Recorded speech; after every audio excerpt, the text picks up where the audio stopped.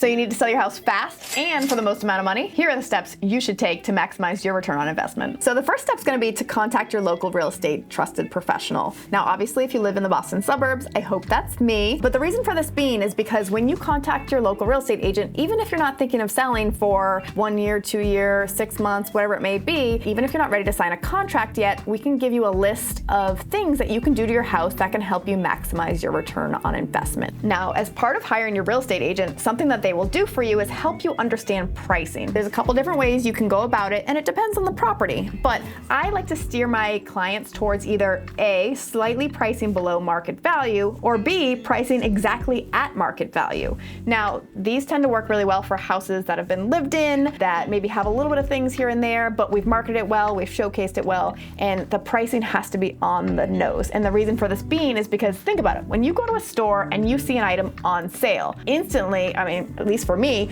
I feel like I have to have that item, right? Because it's on sale, I need to get it. But if you had 10 other people who there was only one item and they all wanted that item, don't you think maybe you'd be like, oh wait, but I'll pay $1 more than them. Oh no, I'll pay $2 more than them because I really want it. It's on sale. I'm still saving money, right? And that's how it starts to work in a buyer's mind, is they want it, they need to have it, but then other people want it too, so they're gonna fight for it. Now, if you price it at market value, you might not have as much of a competition, but you're still gonna have a handful of people who will say, yeah, I'd probably pay that, right? And that's usually how that works. Now, some people like to go the route of overpricing a property. Doesn't typically work well unless your house is completely turnkey. This works well for new construction houses or something that is very unique that you can't find anywhere else.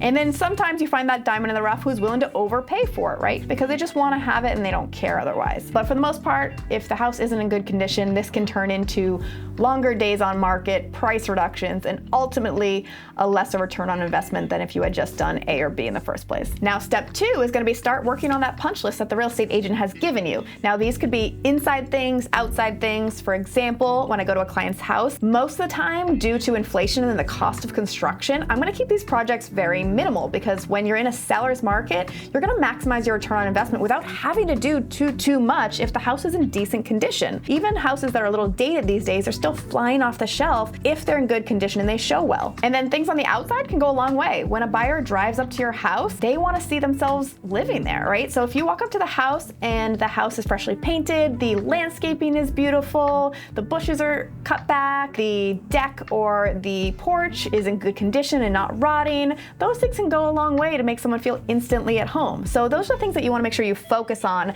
when you're getting your house ready to go on market. Now, step 3 is as you get closer to being ready to list, obviously you've now hopefully signed your contract with your chosen listing agent, and you're working closely with them to get that house ready to be sold.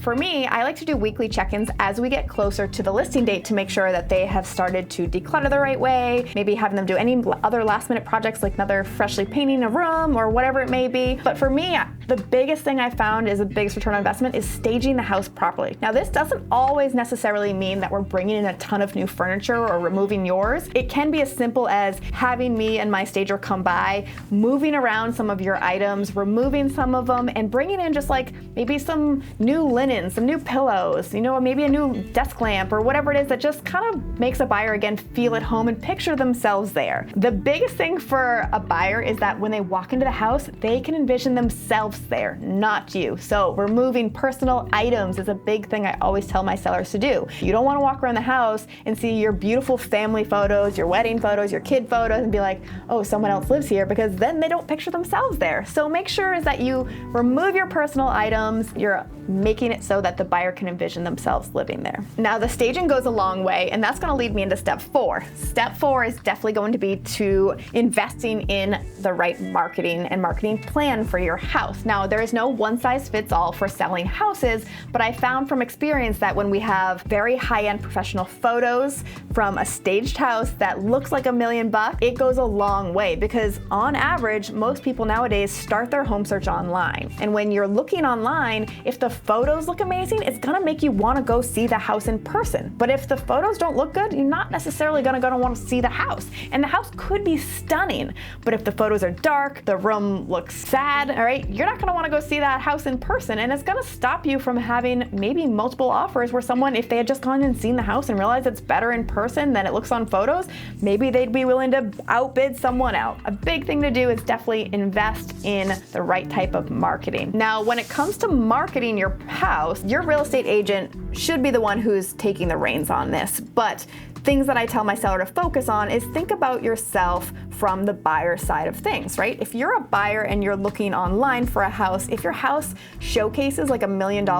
they're gonna wanna go see it. So everything from video to floor plan to photos to drone shots, it all has to line up appropriately to show your house in the right light. So marketing is huge in selling your house, and if you're doing it wrong, you're not doing yourselves any favor. To go along with the whole marketing theme, we're gonna go into step 5 now. It's gonna be about showcasing your property, right? Now, obviously that starts with the videos and everything else, but once we get people at the house, it needs to look just as good in person as it does in photos, if not more. Now, I hear this a lot of times from people is that when they get to a house, it doesn't look nearly as good as the photos do. Maybe they used Photoshop, maybe they put a filter on that photo. So if it doesn't look as good as in person, they're not gonna wanna pay for that house, like over someone else, right? So make sure you do yourself a favor and have your house deep cleaned, all right? It has to be clean. People wanna feel warm and fuzzy when they walk into your house. If your house feels dirty, it looks dark, you wanna have good lighting, you want it to be clean, you want it to maybe even smell nice, bake some cookies, light some candles, whatever it needs to do, but make sure that when people walk into your house, again, it all comes down to them feeling instantly at home.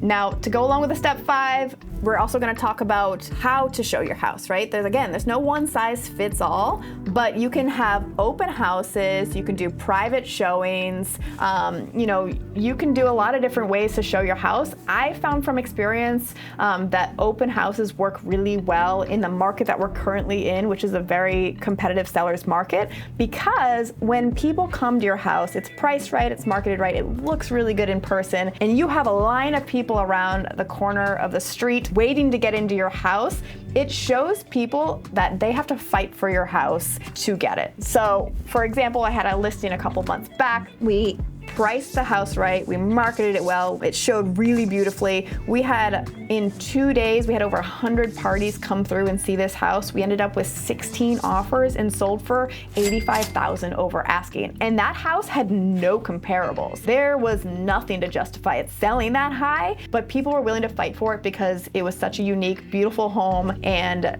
they just had to have it. Our last step is going to be to hopefully accept an offer, right? But there's no one size fits all here. Hopefully your house has been shown multiple times and you have multiple interested buyers. But again, it depends on the property, it depends on the market you're in, it depends on the area you're in. I advise most of my clients to give it like a good extended period timeline, which, I mean, in this market, it can be 5 days to a week, to show as many times as we can and to make sure that if we have multiple offers, they're all gonna be submitted at the same time.